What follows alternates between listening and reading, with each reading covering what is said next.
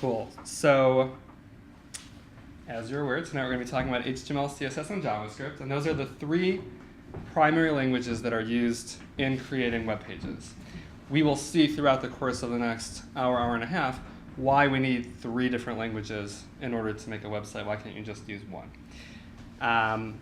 So if you'd like to follow along, although it's not crucial that you do, you can just watch, but if you want to follow along, open your browser and go to this website, codepen.io. Hey. Yep, welcome. We're just getting started. So the Wi-Fi is on that board right there, if you want to follow along on that whiteboard.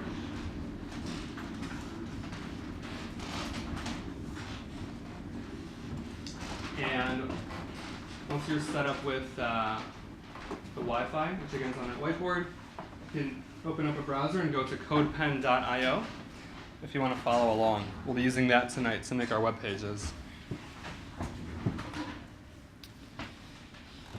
Now to use codepen.io, you do not need to sign up for an account, which anyway is free, but they'll try to get you to sign up for an account. But to just jump right in, if you see this button here that says Create,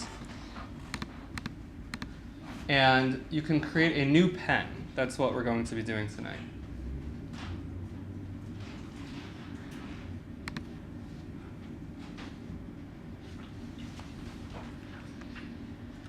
And you'll be brought to a screen that looks something like this. And I'm just hold me for 1 second. I'll just pull down the shade so it'll be easier to see the screen. So just everyone can just pull the shade nearest to you.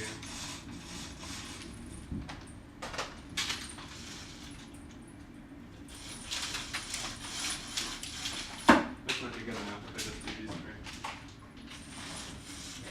Can you all see this clearly enough? So the way CodePen works is that we have three boxes here on top, HTML, CSS, and JS, which naturally stands for JavaScript. And then in this white box below, this is going to be where the web page that we're creating is visible. So we're writing our code in these three boxes, and the result is going to appear in this lower box. And that will be very evident as we will proceed right now. So our goal, the web page that we're going to create today, is not just going to be a page that you can look at, but a page that you can interact with. And it's going to be this really fun game, and I'm being a little sarcastic here, but it's the guess the number game, which if you've ever been a kid, you may have played before, where you say to your fellow kid, hey, I'm thinking of a number between 1 and 10, guess which number I'm thinking of, and as they guess, you tell them higher or lower until they finally arrive at the correct number.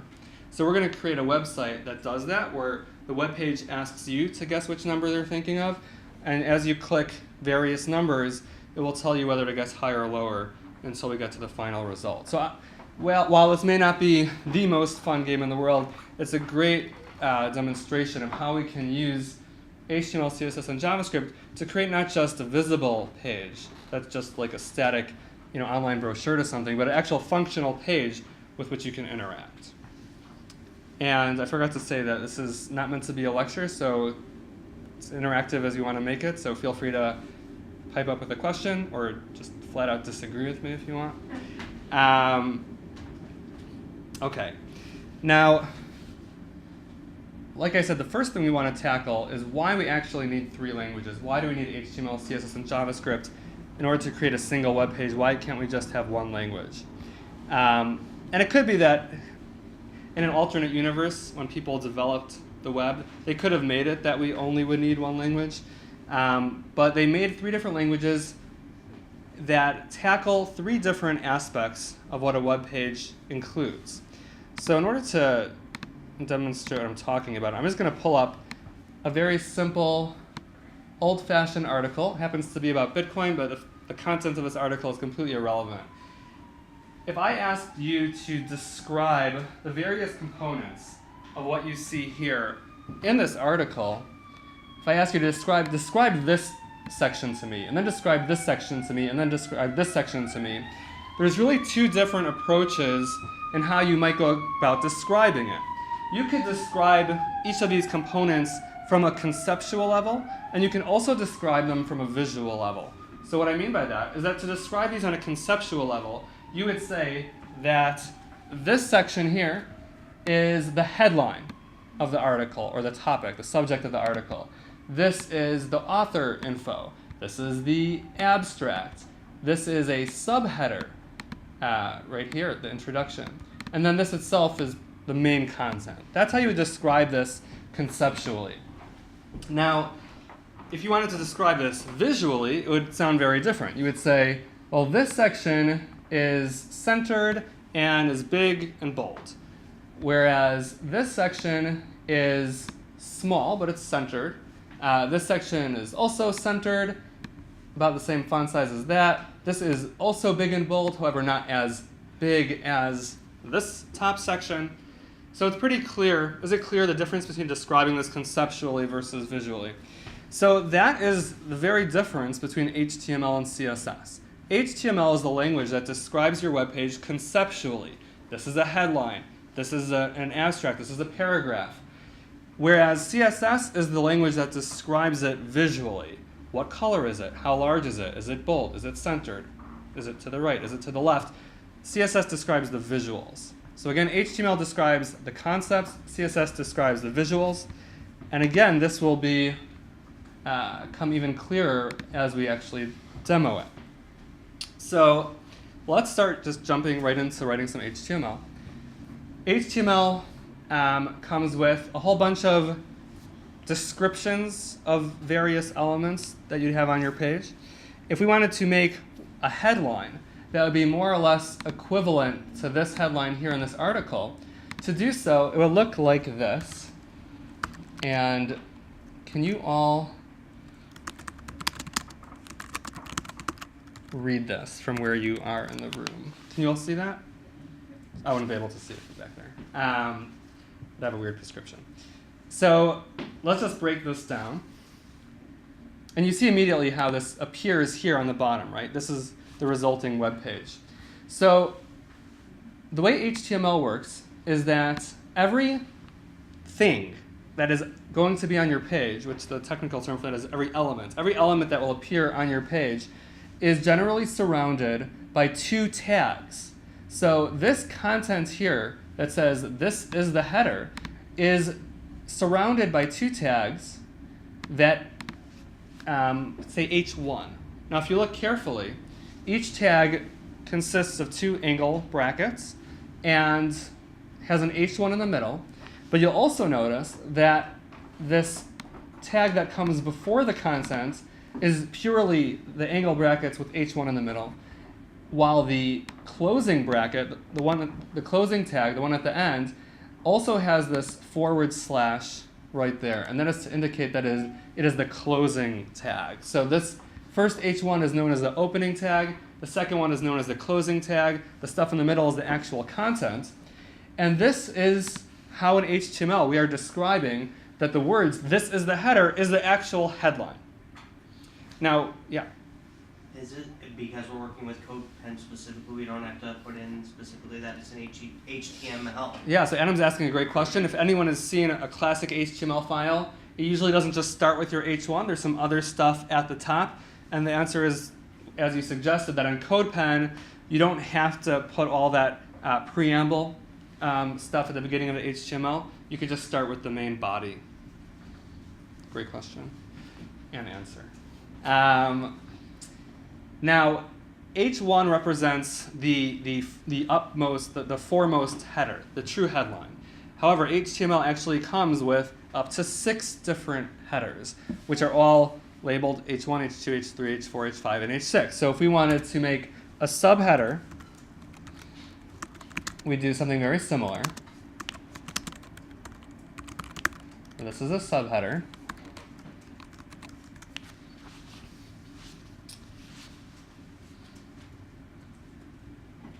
And interestingly enough, in the actual web page, as you can see below, the subheader it is still bold, but it appears in a slightly smaller font than the header, which is a complete contradiction to what I told you that HTML doesn't describe the visuals, it only describes the concepts. However, browsers do have some sort of weird default setting that it decides to guess a little bit, even in the HTML. Even if you don't write any CSS, it tries to guess a little bit as to the visuals you want. That's just an old thing built into browsers from many years ago. Had browsers been invented now, that probably would not exist. Because in pure, ideal coding, HTML does not describe anything about the visuals. It is only about the concept itself. All the visuals will be described in the CSS, as we'll see shortly. Like I said, HTML, you can go up to H6. Why just H6? Why not H7? Because that's the people who made HTML decided that that's how it's going to be. So an H6 really represents like a subheader of a subheader of a subheader of a subheader of a subheader of a subheader, and they decided no one's going to want like a subheader of that. So it's sort of arbitrary, but that's what the writers, the creators of HTML decided. I mean, as the more you learn about computer science and programming languages in general, the more you'll see how much arbitrary stuff is included in all of them, because it is all man-made stuff. It's not a natural science. Let's introduce another type of HTML element called the paragraph, which is represented by a p tag. And we'll say this is a regular paragraph. And here you'll actually see that by default, the browser renders that even smaller than the H2, and it is not bold. Hold on one second. Are you here for the meetup? Okay, I'm going to buzz you in and then take the elevator to the 3rd floor, okay? One of these days I'll get an assistant. Okay. Any questions about any of this? HTML is actually a very, very simple language. I mean, some people don't consider it a programming language. Whether you consider it a coding language or not is sort of arbitrary, just semantics. It is what it is. There's no logic in it. It's just pretty simple. If you want to learn more and explore all the various types of HTML elements out there, the simplest and best way to learn that is to, if you Google HTML, you'll see the first thing that comes up is HTML tutorial from W3 schools. That's your ticket. If you just go through that, it goes through all the different things that are in HTML. It also can teach you CSS, JavaScript, SQL, which is actually the subject of next week's meetup. If anyone's here for that, it's like the day after July 4th. We'll see. But if you just go through the tutorial step by step, you'll learn all the HTML that you'd ever need to know. Again, one of the great things about HTML is that there's only a finite number of different elements. Don't be overwhelmed like, oh, there must be hundreds of different HTML elements. I don't know how many there are in total, but in reality, people just use like 10 or no more than 20. There's only like 20 that are used commonly. So it's really easy. And so HTML is really easy to get used to. Welcome. Okay, any questions about HTML? Okay, so now that we learned a little bit about HTML, let's start creating the HTML for our game. Again, the game that we're creating today is a guess the number game, where the website picks a number between 1 and 10. You click on a number between 1 and 10, and it tells you whether to guess higher or lower until you guess the right number. So we're going to start creating the HTML for that. So I'm going to start over. I'm going to make an H1 that says, welcome to the guess the number game.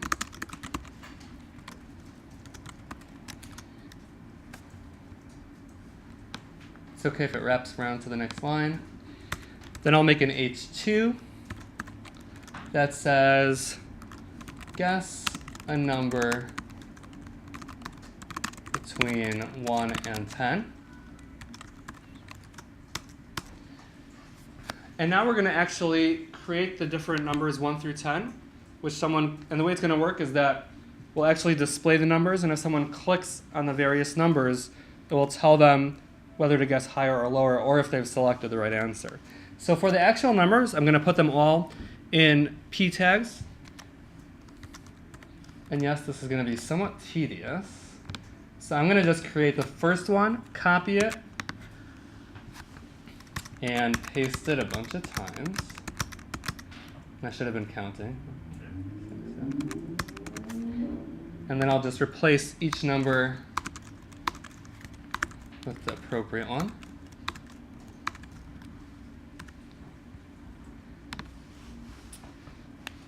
And now if we look at our web page, it shall look exactly like this. Obviously, it doesn't look like much, and that's because we haven't started the CSS. I hate to break it to you, though, even after we do the CSS, it still won't look like much, but it will look a little better. Let me ask you a question. Yeah. Why didn't you try to use some loop? A loop? Yes. Great question. So HTML doesn't come with loops. HTML is such a simple language, there is no logic in it whatsoever. Yeah.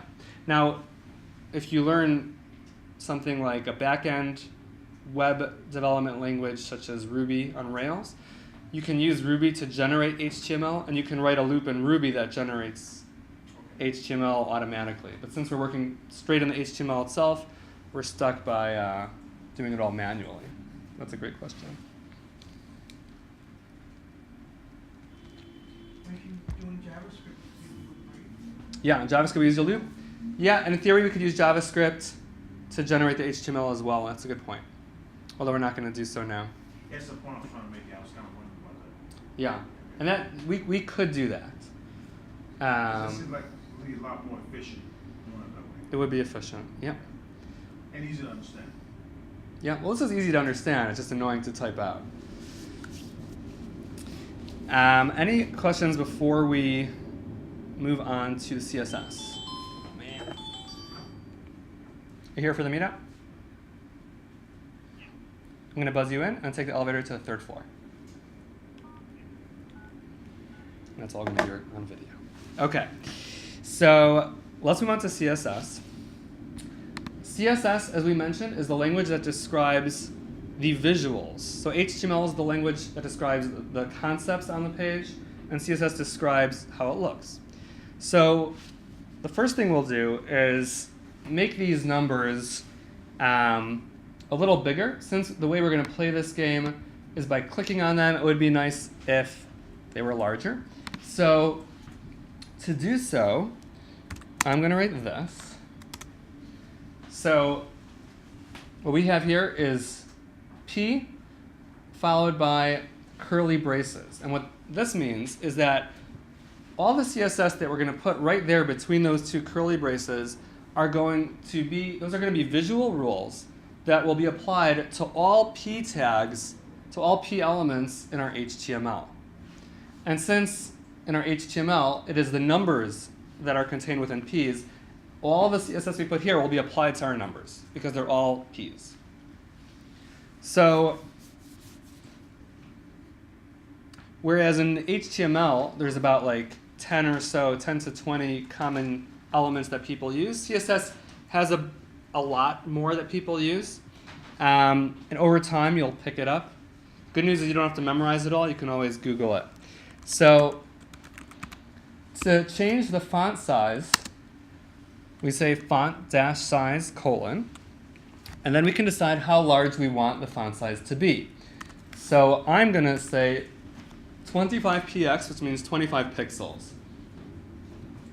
And when you do that, we can see that our numbers have become larger. Font size is just one of those attributes about CSS that's built into the CSS language. Even within CSS, there's probably about 50 or so common ones that people use. You don't have to memorize hundreds of attributes. If you come across some attribute that you need and you don't know it offhand, you just Google the syntax. It would probably be nice and easier to play this game if instead of having each of these numbers in one long column, that we could sort of have it in a row. To do that, and this admittedly is going to be one of the trickiest pieces of CSS that we do tonight, we say float colon left. And what that means, and sometimes when you use float, it's a little unpredictable if you're not used to it. We're basically saying take each p, in this case these are the numbers, and float them up to the left until it reaches the previous p. That's sort of what that means. That's sort of our trick to get them all in a row. Now obviously, by doing this, we just made it even more difficult for us to play this game because all the numbers are scrunched together, right? So now what we want to do is create another CSS rule that sort of gives them more space. So to do that, we'll make a third rule called margin, colon, 20 pixels. And what this means is that we're surrounding each p with an invisible margin that is 20 pixels wide on each side of the p. And we've effectively added space between them. Does that make sense?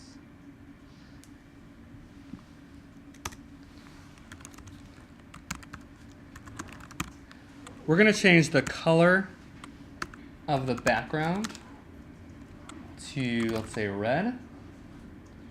Ew. That's hard to see. We're going to change the color of the actual font to white. And obviously you can try other colors with all these things just to play around with it.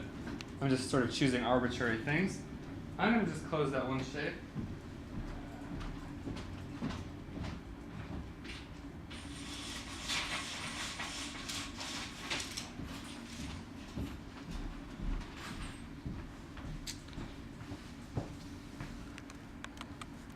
I'm going to make the width of each p 35 pixels. Now this doesn't stretch out the width of the actual number, but it is stretching out the width of the p's surroundings. How is that different than margin? So, good question. So the margin is really what's around this box, and the width is the width of the actual box itself. The margin is invisible. And the last rule I'll put in for now is text align center, which will put each number within the center of its red box. And I think it's a little bit of a stretch to say that now the page looks beautiful, but it is definitely an improvement over that pure just column of numbers. This turns these numbers into something that's a little more easily clicked on and allows us to play this interactive game a little better. Now just for kicks, just as we applied these CSS rules to the P tag, we can also apply them to some of the other elements on our page. So we can decide that we want our H1 color to be blue. And our headline is blue. And you can just go crazy and try all these different things on the various elements of your HTML. Again, the best place to explore all the various types of CSS attributes out there is W3 Schools. Just click on their CSS tutorial. It'll walk you through all the various attributes. And the good news is that you don't have to memorize them at all. No developer has these things memorized, just the ones that they work with on a regular basis, just sort of stick in their brain. The ones that they don't work with, but they know exists when they actually need it, they go to W3 Schools and look it up, and then they use it. So the concepts are pretty simple. In our bootcamp, we just spend only a few hours out of the entire course on HTML, CSS, since it's pretty simple, just a matter of getting exposed and looking up all the various different types of HTML elements that are available, as well as the various CSS attributes that are available. Any questions about this? Does spacing matter? In my code? In either HTML or Yeah, good question. So, does spacing matter? Generally not in HTML. So, if I add a bunch of spaces there, you don't end up seeing any difference in the actual page. And similarly in CSS, putting things, extra new lines in there shouldn't matter. That being said, I guess that works too. I mean, there's a standard of what people do and consider, like what's considered best practice. So I can't say I've tried every version of everything. I mean, you could, I know for a fact you could certainly put this like all on one line, but it makes it harder for other developers to read. So this, the way we have it here is more or less the standard way of doing it. Let's just see what happens if we omit one of the semicolons. So yeah, so that messes things up. So the semicolons are pretty critical. That's what allows the computer to know that this is the end of that particular CSS rule, and then it moves on to the next one. Any other questions about HTML, CSS? Okay, so HTML and CSS are definitely the easier pieces of this trifecta of languages that we'll be doing tonight. JavaScript is the one that contains the logic. So why do we need, so we explained the difference between HTML and CSS. Again, each HTML describes the concepts of the page, CSS describes the visuals. What do we need JavaScript for? And the answer for that is that with just HTML and CSS alone, you cannot interact with your page in any way. It just is the page that you could look at. But you can't click on anything, or I mean, you could click on stuff, but nothing will happen. You can't buy anything online. You can't fill out a form. You can't send a message to a friend. All the functionality of any web page is generally contained within JavaScript. So that's what makes JavaScript extremely crucial. It's also what makes JavaScript the most complex of these languages, because HTML and CSS are just describing how things look, but actual functionality could contain some logic to it. So JavaScript will contain some logical analysis. So before we actually write some real JavaScript up here, let me just walk you through a few basic JavaScript concepts. To do so, does everyone see on their code pen how there's this thing called console, the small button in the lower left-hand corner? So if we click on that and pull that up just temporarily, what this is the JavaScript console. And with it, we can write one line of JavaScript at a time and see the result. Now, by doing this, this is not going to affect our actual web page, but it's a way for just testing out raw JavaScript. So you'll see what I mean. So I'm going to type in 1 + 1. Can you see that? 1 + 1, semicolon. If I hit enter, then we get 2. That is real JavaScript. It's also basic math, but JavaScript allows you to type that in. That is considered legitimate JavaScript. Notice how I put a semicolon at the end of that. The rule of JavaScript is that JavaScript expects a semicolon at the end of every single line, except if the line ends with a curly brace. There might be other exceptions, but that's the sort of rule to follow. So since there were no curly braces in 1 + 1, I ended it with a semicolon. Would it still work even without the semicolon? In this case, it does. Sometimes it does, sometimes it doesn't. You're supposed to put semicolons at the end of every single line of JavaScript. So 2 - 2 gives us 0. 3 × 3, and to do times, use the asterisk, which is above your 8. Gives us 9. 4 divided by 2. To do division, you do a /. So 4 / 2 gives us 2. Pretty straightforward. It shouldn't be unappreciated. There are languages out there where there's a language in particular called Clojure, which in order to write 1 + 1, you don't write 1 + 1. You write it like this: parentheses +1 1 end parentheses. And that's why I don't use Clojure. The closure is a little strange. So it's something you would get used to. But Luckily, JavaScript does math the natural way, or the way we're used to in any case. So that's just working with numbers in JavaScript. If you wanted to work with like text in JavaScript, that's called, the official term for that is strings. Each bit of text in JavaScript is known as a string. And the way you indicate a string is by surrounding it with quotation marks. So if I wanted to say hello, I would put hello in quotes and a semicolon.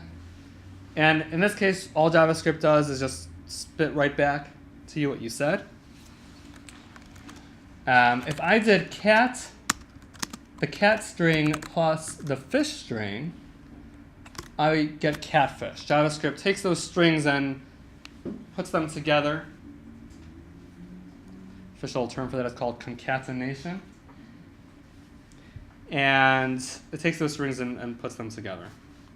Again, it's pretty straightforward. Okay, let's talk a little bit about the concept of variables.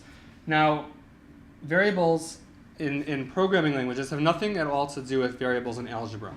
So all you need to know for all coding, I'm a professional developer, all the math that you need to know is addition, subtraction, multiplication, and division. That is it. That is all I've ever encountered. So even though there is something in JavaScript called a variable, it has nothing to do with the variable from algebra. So to create a variable, we'll see what it is in a second.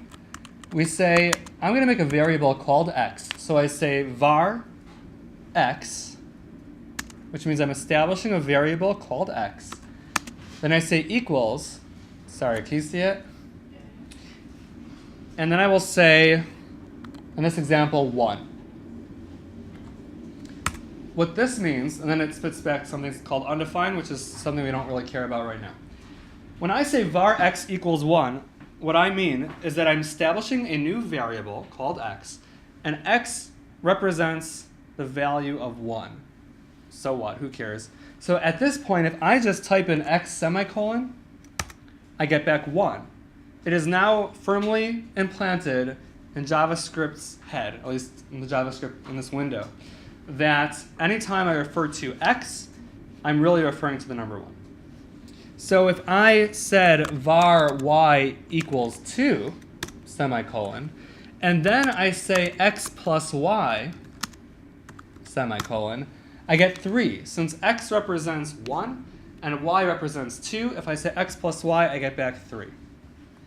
We'll see soon why variables are important, why do we even care about them, but we'll see that shortly. Similarly, if I say var a is cat and var b is fish, and I say a plus b, whoops, then I get catfish. One important caveat here is that when dealing with variables, you must specifically not be working with quotation marks at all. When you work with quotation marks, you're working with a string. When you work with words that do not have quotation marks surrounding them, you are working with variables. Variables and strings are different concepts. You can have a variable that refers to a string, as we just saw, A referred to the string cat, but they're different concepts entirely. We're almost done with the raw JavaScript, and then we'll bring this back to our webpage. I think one of the most dreaded pieces of JavaScript that people ever encounter in the real world is something called alerts. So I'm going to say alert parentheses, quotation mark, hello world. I will put another quotation mark to end it, and then the appropriate closing parentheses, and then finally the semicolon. And when I hit enter here, we get our beautiful alert box that says hello world. Now, I'm being sarcastic. Usually alerts are super annoying. It's like, don't leave this page. Are you really sure you want to leave this page? Or sign up now if you want to read the next word. So they're usually annoying, but if you wanted to make your own, that's how you do so. We'll be using this in our number game. So when you say alert, whatever you put in the parentheses will actually show up in this box, which is referred to as the alert box. what happens if I do alert A, and I don't put the quotation marks around the A? Anyone guess what will happen? I'll still say cat. Yeah. It'll say cat. That'd be super annoying if I just got alert box and always said cat. I'd be like, okay. Okay. The last concept that we'll need for tonight in JavaScript is something called conditionals, also known as if statements. And if I recall correctly, x, the variable x, is currently referencing the number 1. So I'm going to say if, parentheses, x equals 1. I'll explain this all in a second. End parentheses. Curly brace, alert x is 1. And I'll put that string inside this alert. And I can't forget to close the curly brace and then finally a semicolon. What this means is that if x is 1, it sort of reads like English. If x is 1, which right now it happens to be, then show an alert box that contains the string x is 1. So let's hit enter, and it works. Now, if you hit the up arrow, it just repeats the last line you did. If I change this to 2, if x is 2, then say show an alert box that says x is 2, the alert box does not show up because x is currently 1. So the concept of an if statement is that you're telling the computer, if this particular condition is true, then run that code. But if it's not true, that code will not run. So here we said if x is 2, then show the alert box. Since x is 1 and not 2, that alert box code never runs. Does that make any sense? JavaScript is a funny language in that to say if x is 2, use 3 equal signs in a row, but that's how it is. You could also use 2 equal signs, but that's not best practice. And I'm not going to get into the minutiae of that right now. It's okay. Okay. Any questions? Okay, actually one more thing. Besides equals, we can talk about less than or greater than. So if x is less than 3, then we can do an alert box that says x is less than 3.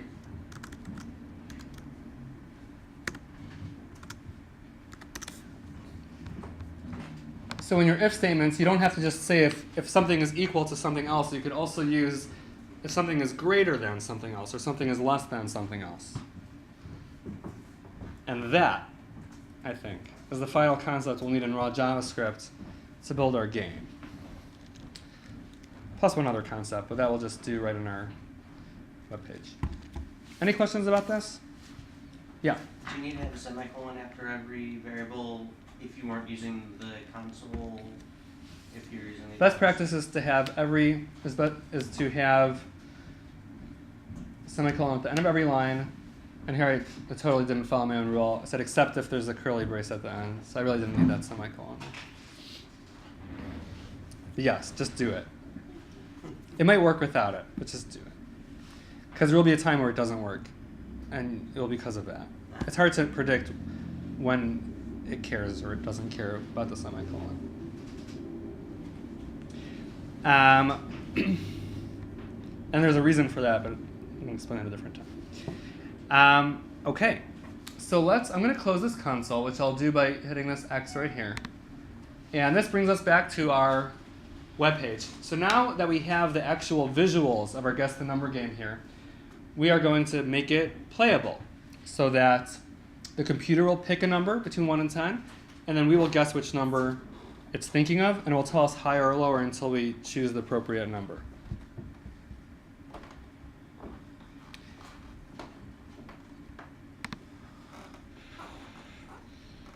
Now, the first thing I want to do is make it that something happens when we click on a number. that will be our starting point. So here, in our HTML, I'm going to add something brand new that we haven't seen before called an event. And I'm going to say on click woohoo. So on click equals string woohoo parentheses. Just copy it exactly as you see it there. And then here in the actual JavaScript, in this JS box, I am going to create something called a function, which looks like this.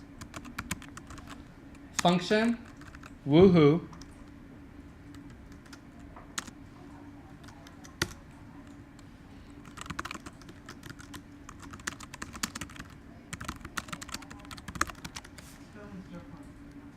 Is it? Oh, you're right. Thank you. I'm going to change this one without an H there. Thank you for catching that. But feel free to spell woohoo however you want, as long as it's the same on both sides.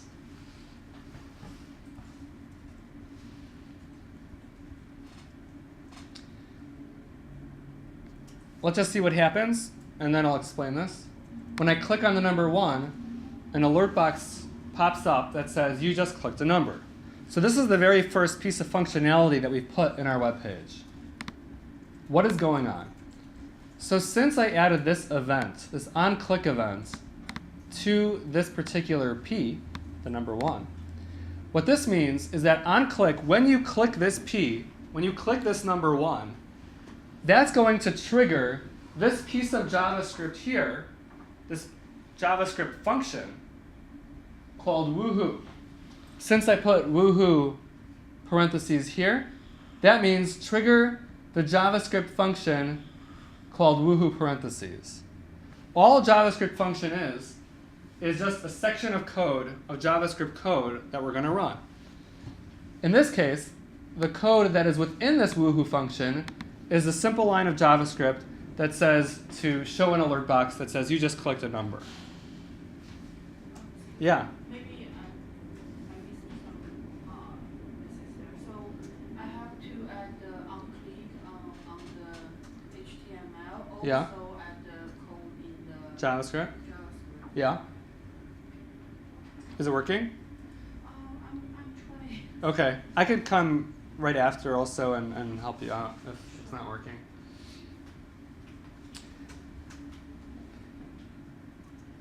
So again, when you click on the 1, this HTML says, oh, someone clicked on the 1. Let's trigger the JavaScript function called woohoo.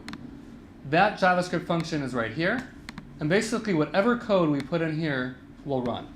We could put any arbitrary JavaScript code in right there. Does that make sense? So we're triggering this JavaScript function when we click on that. OK. Since we want, again, this will be slightly tedious, but since we want to make all our numbers clickable, I am now going to add this on-click woohoo to every.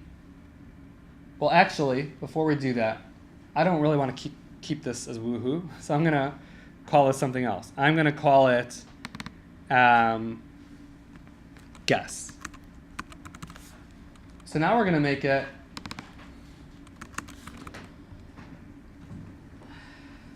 that when you click on this P, it will trigger a JavaScript function called guess, and I just renamed my function on the JavaScript side to guess.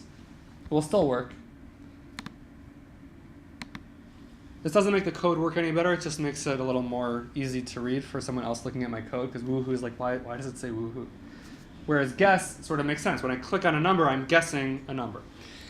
So I'm going to, again, copy and paste this guess function, or this guess event, rather, on all the numbers. Again, yes, this is tedious. So where you click it now to make the pop-up come up? When you click on any of, well, if you click on the actual number, the pop-up should come up. since I've added the onClick event to all the numbers, now if I click on any number, the pop-up should come up. I'll give you a quick minute to just do that.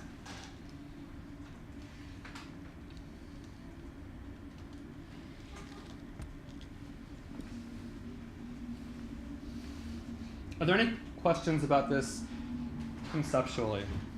Does this make sense, what's going on? Okay. Now, the next step that I want to do is make it that we can, instead of just saying you clicked a number, we want to tell the user which number they clicked on. Okay? All we know now is they clicked on a number. But I want to make it that if you click on the 4, it says you just clicked the number 4. And this brings us to what perhaps might be the trickiest concept tonight in JavaScript. It's not inherently tricky, it's just something that you have to get used to. I'm going to put something in this parentheses right here on the JavaScript side.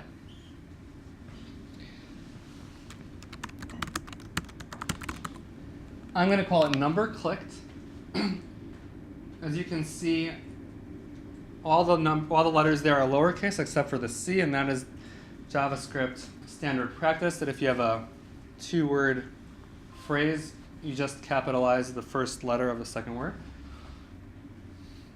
And whereas I showed you previously that we can create a variable in JavaScript using the var keyword, saying like var x equals 1, this is another way to create a JavaScript variable that will exist within this function. So here we're saying, let's create a variable for this function that will exist within this function called number clicked. In order to create this variable, I need to now, on the HTML side, put something in the parentheses here. What I'm going to put in here are the corresponding numbers, and you can do so as well. And what this means, when I click on the number 1, nothing changed in our functionality. But this says, let's trigger the guess function, and we're going to throw in the number 1 here so that it is received by the JavaScript function by this number clicked variable, and it assigns the number clicked variable to contain the number 1.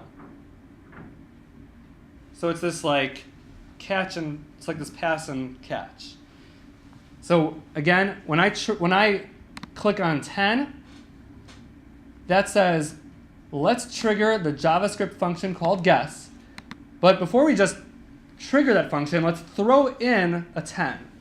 And that 10 is caught by this variable called number clicked, and the number clicked will be 10. So what? What do we do with that? So we're going to take advantage of that and modify our alert as follows. You just clicked the number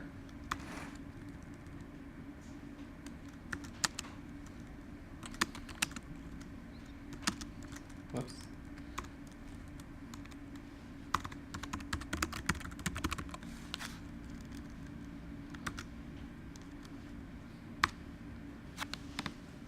Let's just see if this worked before I explain it. When I click on the 7, now the alert box says you just clicked the number 7. So how is this working? Because when I click on the number 7, that triggers the guess function, but throws in the number 7. The 7 is received by this variable called number clicked. We then use that variable within the context of the alert box, and we say you just clicked the number. Remember how we added cat and fish together and got catfish? So here we're saying we're taking the string, you just click the number, and then we add to that string whatever number clicked is. In this case, it was 7, and it includes that in the string that is displayed by the alert box. Does that make any sense whatsoever? So number clicked in this context is a variable that will only exist within this function. Once the function is done, JavaScript won't remember the variable number clicked anymore. When I click on the next number clicked will be something different. So now when I click on the 3, it says you just clicked the number 3. because I've triggered the guess function. This time I've thrown in the 3. So this time around, number clicked points to the number 3. And therefore, since I use number clicked here, the 3 is included in my alert box message. Any questions about that? This is, I think, what people find to be the trickiest concept. Yeah? Is the number click just a label? You could, in theory, put anything. Absolutely. So I could have called this purple hippo. As long as I also call this purple hippo. Just like when you create a variable, you can decide to call it X, Y, or Z. You can call it whatever you want. Here I just called it purple hippo. The reason I call the number clicked is because that's truly what it represents. So it's just easier for the next developer to understand what I'm trying to convey over here. But yes, it's arbitrary what you call it, as long as you just call it the same thing consistently. Good question. Does this make sense? I find people usually struggle with this one. Okay. So why didn't we Yeah. why didn't we put number click HTML in parentheses I mean, if I put it here, for each paragraph? Yes. if I put number click here, then, is that what you mean? Yeah, like why are we doing numbers in there? Because somehow we need to tell this JavaScript function which number we clicked on. So the way I'm doing that is by, when I put this number in the parentheses, that gets received by this JavaScript function in this variable. Somehow we have to tell it which number it clicked on, because it doesn't really know. I mean, look what happens. Let's say I change the 7 to be 50. When I click on the 50, it's still going to say you just clicked the number 7. Because the JavaScript doesn't recognize what's in the HTML here. It only recognizes whatever you tell it explicitly. Yeah. Yeah. Can I actually just think about like this way? Like HTML is the way you give things a value, and then the JavaScript is like a function. Yeah, JavaScript is definitely. Like the function in the equations actually will really calculate or show the function. Yeah. JavaScript is all about, it's called a functional language. It contains all that functionality. We sort of use this onClick in the HTML to sort of be the springboard. It's sort of the connector between the HTML and JavaScript. It says when you click on this piece of HTML, then trigger this functional JavaScript.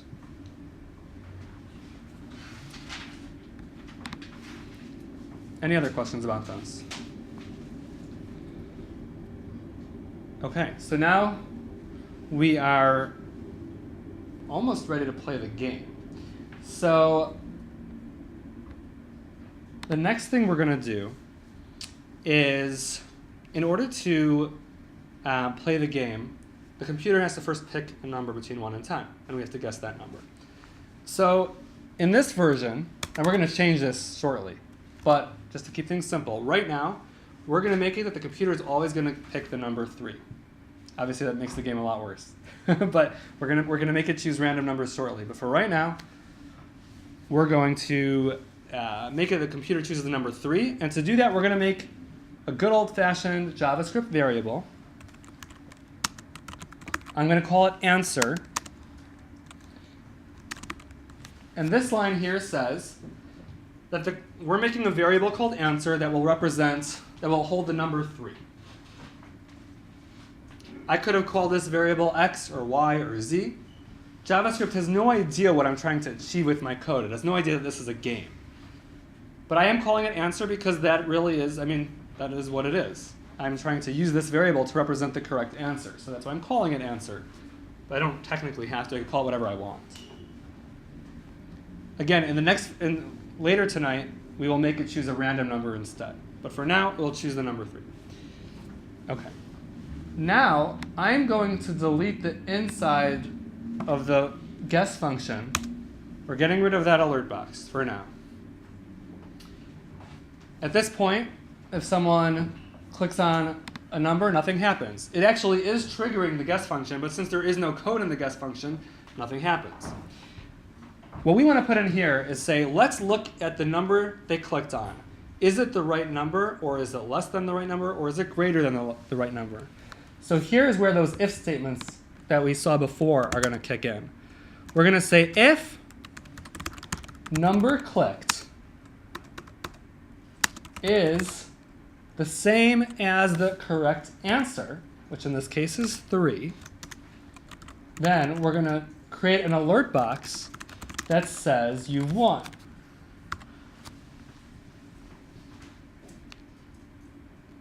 Give you some chance to digest that.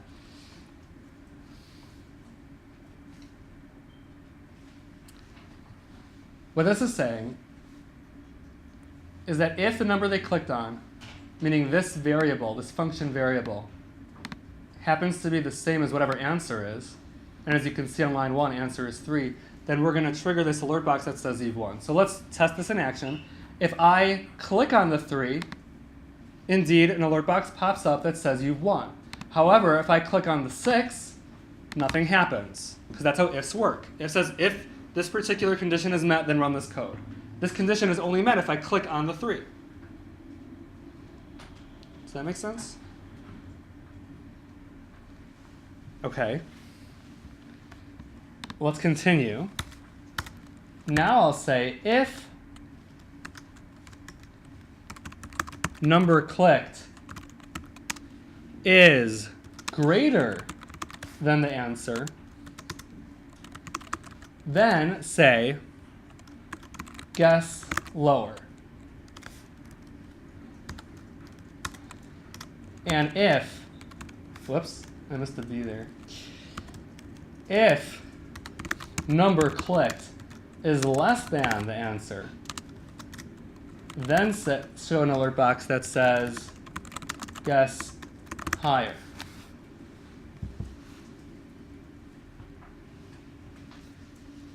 Does that make sense? So let's test this out. When I click on the 7, it says guess lower. When I click on the 1, it says guess higher. Click on the 2, it says guess higher. Click on the 4, it says guess lower. Click on the 3, it says you've won.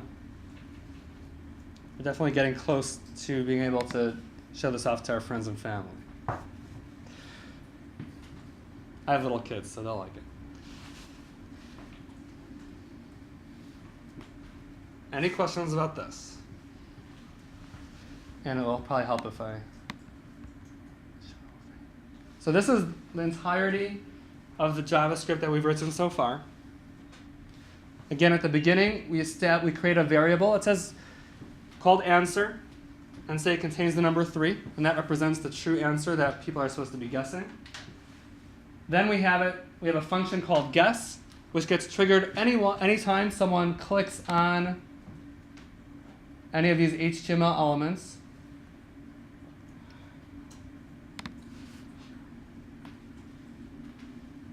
If the number they've clicked on is the answer, we tell them they've won.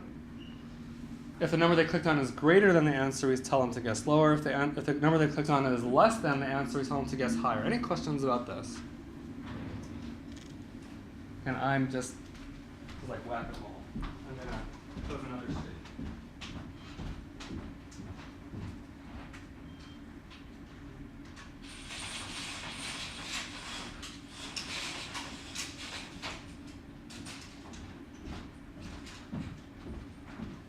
There's got to be some questions. No questions? Okay. So I noticed Yeah. that every time you separate by different logic, right?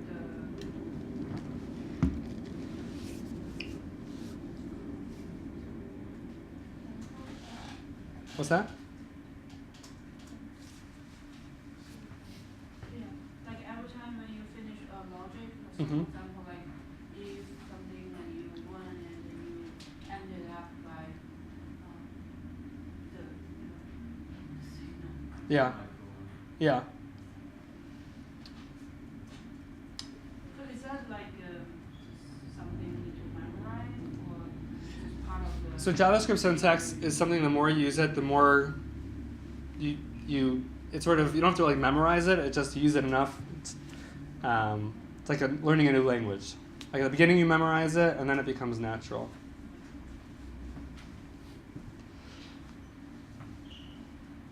Any other questions?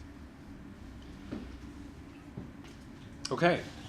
So now I contend that even if I had my kids play this, they'd get bored rather quickly because they'll catch on that it's the number 3 every single time. So the next step we want to do is make it that instead of choosing the number 3 every time, we want to choose a random number every time. Now, before I show this, it would be helpful if we change one of the CodePen settings, and this is sort of random, but CodePen has a weird default setting that I'd like to change. If everyone could just go to Settings, and you get this pop-up, click on Behavior, and then you see this section, Auto Updating Preview. Disable that.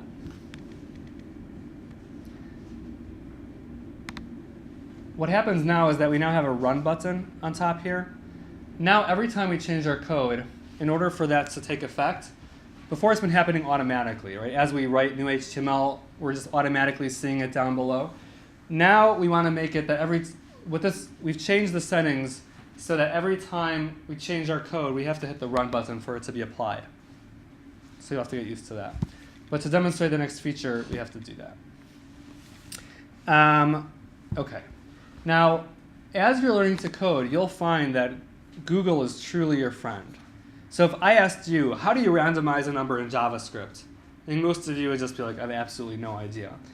But the answer is, you do know how. You just Google it. So if we Google, how do you randomize a number in JavaScript? It looks like someone else has asked this question before. And here's our W3 schools. We can click on that. Here's some examples. And in this example, this is exactly what we want. We want return a random number between 1 and 10. That happens to be our very case. So I'm going to copy this code. And I'm actually not going to explain right now why it works this way, why it does this, but for now we'll just grab it. So I'll give you a chance.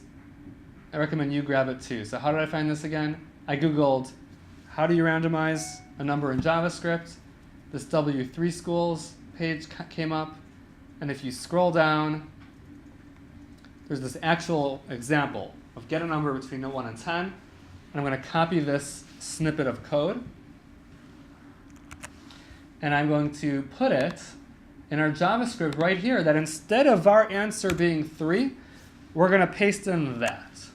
Var answer is now this randomized number, this random number between 1 and 10.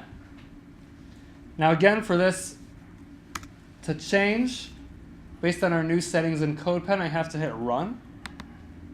Now let me play the game. Now, when I hit 3, it's actually not 3 anymore. I don't even know what it is. It says guess higher, and now I'm actually playing the game. 6, guess lower. Apparently it's 5. Now when I hit Run again, it should choose a new number. This time when I hit 5, it says guess higher. 7, guess higher. 9, answer is 9. But obviously the answer will be different for you because it's random.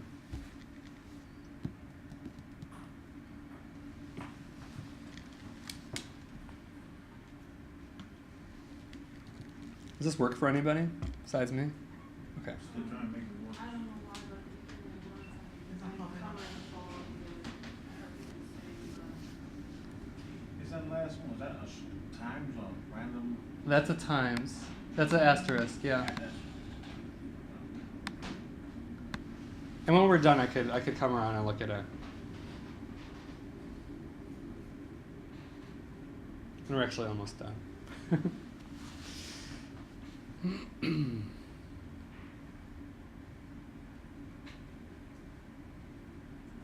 Any questions about any of this? Besides the getting it to work. Does the concept make sense?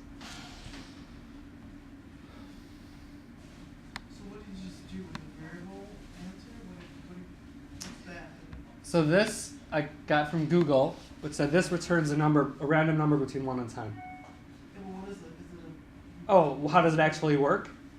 Huh? I mean, how does it actually work? like what is that? So initially you had a 3 in there, which was That was a number. a variable, or Well, 3 is just a plain JavaScript number. okay. And this snippet of JavaScript code will give you back a regular JavaScript number as well. So if I run this in the console, if I just put that in there, let's make it. I got a 6 this time. If I run it again, get a 1, a 4, whoops, 9. So that, as of now, I'm just calling it black magic. It's a black magic snippet of JavaScript that just gives you back some random JavaScript number between 1 and 10.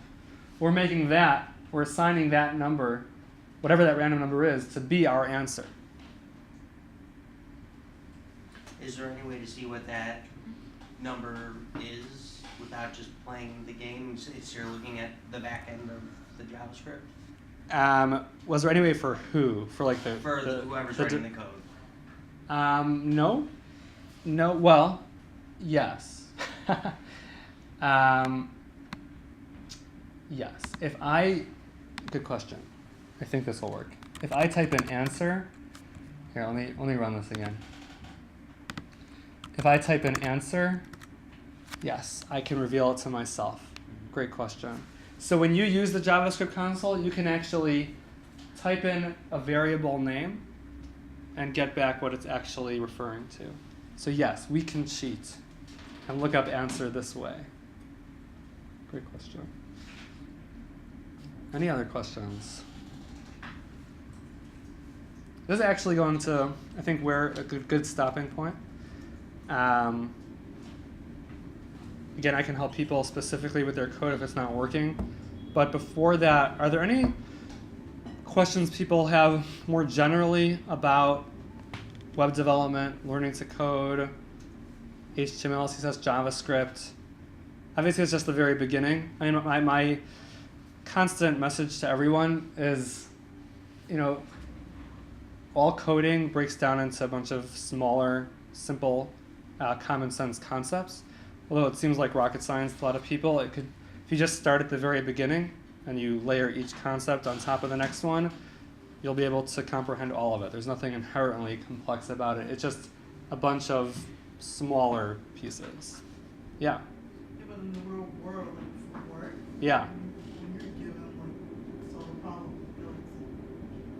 In the real world, you might be tackling a complex problem, but by the time you're working in the real world, this stuff will be so, ingrained in your brain that you don't even have to think too much about this. And then you're basically using all your, talent that you already have to solve a more complex problem. But when you're actually working on a real world problem, you don't have to think, oh, what's a variable again? Do I need a semicolon in JavaScript? That stuff has just become second nature. Once you have that built into your brain, it becomes natural, and then you use those skills to solve a more complex problem. Does that make sense? It does, but when you start up, did you find yourself using referring to the internet a lot? Oh, of course. Not just when you start up, but even professional developers with 15 years experience will always use the internet a lot. It's just they'll be using it for more advanced things. They won't use it to look up the syntax for making a variable. They'll look it up for how do you build a rocket ship with JavaScript? They'll be doing it for more complex things. Yeah, when you're first starting, obviously, I don't think that just walking out of here means someone's ready for a job.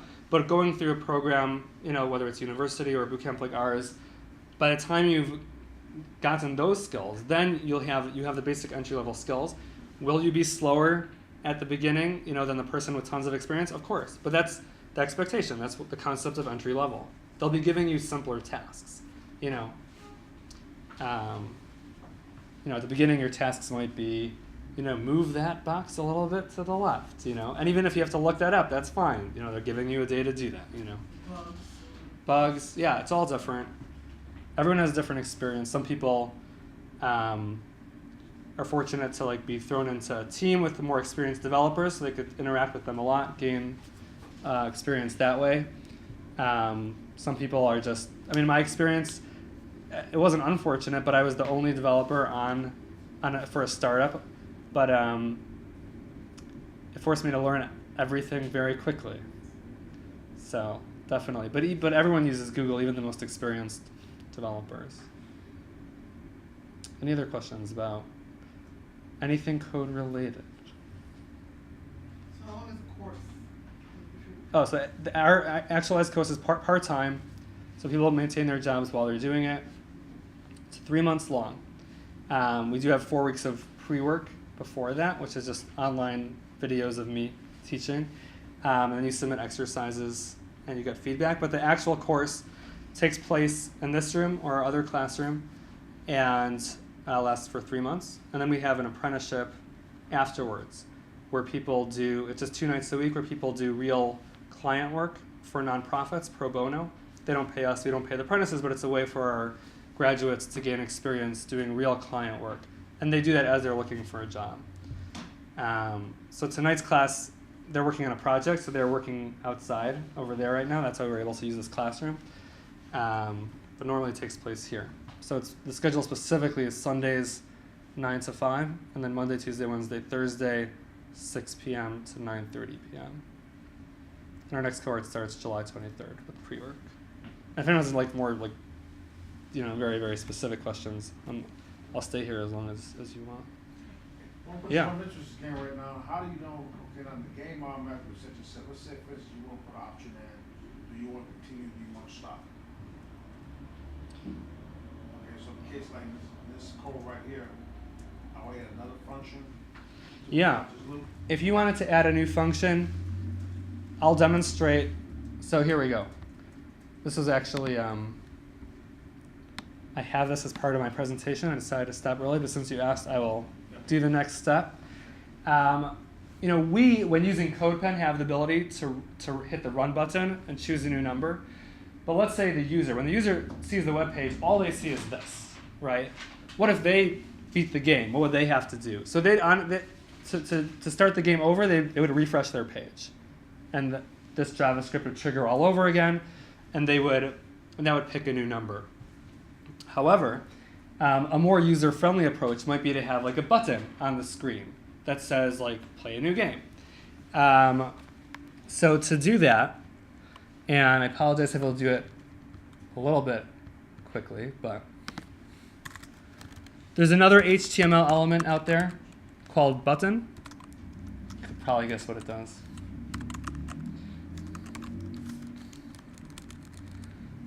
And I'll put in there play new game. And I have to hit run. So now you can see there's this button on the top that says play new game. I'm going to put an on-click event here, and I'll have it trigger a function called play new game. Again, I just made up the name of that function out of thin air. And I will now put that function in my JavaScript.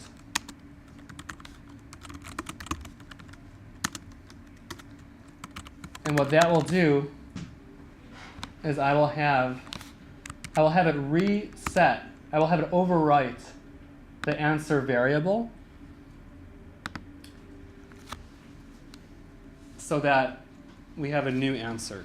So just to demonstrate this, in this case, the answer is 1. But now when I hit play new game, the answer is not 1 anymore. It is something else.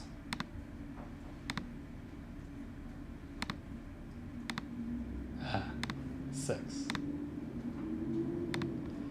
So I did that a little quickly, but basically what I did is I added another HTML, I added a button, I said when you click on it, trigger another JavaScript function called playNewGame, which I created here. And what playNewGame does is a single line of code that says, remember that answer variable? Let's reassign it a new random number. Because something I didn't demonstrate before is that you can override a variable. So if you say x equals 1, and then a second later you say x equals 2, now x will be 2. If you're wondering why I didn't put the var here, the var, that's a technical thing, and the general answer is that when you first create a variable for the first time, you use var, but then when you refer to it thereafter, you don't use the var. So that's why that is how you see it. So yes, every feature you want to build into this game, you have to know some JavaScript, and when you know the basics of JavaScript, you'll be able to add additional features. Is that helpful at all? Yeah. Okay. But yes, I mean, this also demonstrates that you can add multiple functions to your JavaScript that all do different things. Any other questions? So, like an actual website just kind of starts with HTML for the structure, CSS as styling, and then you can add as many functions and That's exactly right. methods in JavaScript? So methods and functions are terms that are generally interchangeable. JavaScript happens to call them functions, but like in Ruby, the same concept is called a method. Okay, and then what the real work is in JavaScript. Yeah, I mean, JavaScript is showing where the money is. I mean, it's all work. It's all, but HTML, CSS is relatively simple. I wouldn't say it's easy. You have to get used to it. Honestly, I'm probably better at JavaScript than I am at CSS, just because I don't do CSS every day. And every time I have to remember how to do it, I have to, remind myself, whereas I use JavaScript much more often. But the real logical work, yes, is in JavaScript. When you talk about like a real coding language, programming language, you're talking about something like JavaScript, not really HTML or CSS. So all the other languages you may have heard of, Ruby, Python, PHP, Java, C#, those are all like JavaScript. They're languages that have functionality. And one other thing you should just know is that you've probably heard of a language called Java. Java and JavaScript are two completely different languages. They just happen to have an unfortunate overlap of a name. But they're completely different. It's good to know. Any other questions? Yeah. Okay, so let's just pretend we've all understood HTML, CSS, and JavaScript. What's Yeah. the next natural progression for a front-end developer? So if you want to become employed as a front-end developer, you just need to know HTML, CSS, and JavaScript really well. If you know those really well, then you can make good money as a front-end developer. You don't have to necessarily learn anything else. At the bootcamp, we teach you to be what's called full-stack development, which is a combination of front-end and back-end. So for front-end, we teach this stuff. For the back-end, we teach Ruby on Rails. But if you are a front-end developer, you just need to know this really well. The one additional piece is that it is probably worthwhile to learn something called a JavaScript framework, which is basically a lot of pre-written JavaScript that you can utilize and then write some more JavaScript on top of that. So that JavaScript frameworks include examples such as Angular or React. You may have heard of those. Angular is created by Google. React is created by Facebook. Those are sort of the two more popular ones. There's an up-and-coming one, the one we teach in the bootcamp, called Vue.js, V-U-E. Once you get these down really well, it's also definitely worthwhile to learn a JavaScript framework. JavaScript frameworks are very popular in the industry now. So, but if you got that, these three plus a JavaScript framework, you're pretty set. You just have to get them down well. Any other questions? Yeah, sure. So for people who already have full-time jobs, given that they have, we'll say, 2 to 3 hours per night to dedicate to self-education, what's the adoption rate of successfully learning all three of those languages? If you're learning it in what context? Yourself? Yeah, if you're teaching yourself. If you're teaching yourself, I don't know if I have statistics on that. You could certainly teach yourself. It's certainly possible because I know people who have done it. It's just a matter of being really consistent about it. The number one piece of advice I recommend when doing it yourself is you just need to do it every day. If you just do it once a week, it's going to be really hard to pick up. Or if you do it once a day for a week and then you take off 2 weeks, it's going to be really hard to pick up. You just really need that consistency. It's also good if you could find one coherent curriculum to work through. You may have heard of Free Code Camp. That's one that has a full JavaScript curriculum. Officially, if you do the whole thing, it's 800 hours long, which is just a tremendous amount of time. Like to contrast, like our boot camp is like 250 hours long, and that's like 3 months long. But that is what's good about that is that like it's a curriculum you follow from beginning to end. When you're like picking and choosing, well, I'll do a little W3 schools and a little bit of Code Academy and a little bit of Treehouse and a little bit of Free Code Camp, and you're sort of picking and choosing, it's sort of hard to know, are you progressing in a normal way or are you just getting a hodgepodge of skills? So it's good, if possible, to follow like a consistent curriculum. Again, I think the thing that really what throws people off, people get derailed when they get stuck. Like someone's like, okay, I'm doing this, I have blocked 2 hours every day for the rest of my life to do free code camp. And they go ahead and do that, and that's cool. And they do it for like 3 weeks straight, and they're on a roll. And then they just can't get past exercise, 6C, and they're just like, it's a brick wall. So for that, I also recommend just consider yourself never to be truly stuck. Even if you cannot solve a particular exercise, you're never stuck. There's always more stuff you can do. In this case, you have two good options. If you want to stick with Free Code Camp, you can review all the previous exercises. Yes, it's review, but review is great. And honestly, if you review them all, you'll probably be more equipped to answer that one you're stuck on eventually. And Free Code Camp also allows you to skip an exercise. If you have to skip one and move on, then move on. And you'll, for a long time, you may never know how to solve that particular one, but it doesn't mean you're stuck. Never treat yourself as like stuck on a particular problem. Obviously, if you can get someone to help you through it, that's even better. But if you don't have that available, which is often the case, just like, what else can I do? Can I review? I can move on. Just keep with that. Yeah. Any other questions? Okay. Well, thank you all for attending. Oh, you have a question? Yeah? So I have a question. What types of courses are you going to recommend to people who are looking to be software developers? Like online, like free courses, or Yeah, for software developers. that are free? Free or not? Okay. I mean, obviously, I'm biased. If it's not free, we run a coding bootcamp here. It's a 3-month program that I highly recommend. If it's online, I think freecodecamp.com could be a good one, or maybe freecodecamp.org. I don't know. That's a pretty good one. If you want to just get your first, taste of coding, then Code Academy is a very popular choice. Code Academy is not enough to get you a job, but it's a good place to start trying out code to see if you like it. What about the course, like in terms of cost? So our course, yes, our course is $13,900. Although we do have scholarships, it is definitely expensive. It's only for people who Thank you. It's only for people who know for sure they're doing this and switching careers. So you have scholarships? How do you go about getting them? During the admissions process, we explain that, and then you can apply for a scholarship where you can get, it's a range, $1,000 off or whatever. It depends. Okay, great. Thank you. Yeah. Thank you all for coming. Thank you very much. I enjoyed the game. Yeah, good. I want to give my address to make sure. Email address? Okay, sounds good. Give it to me.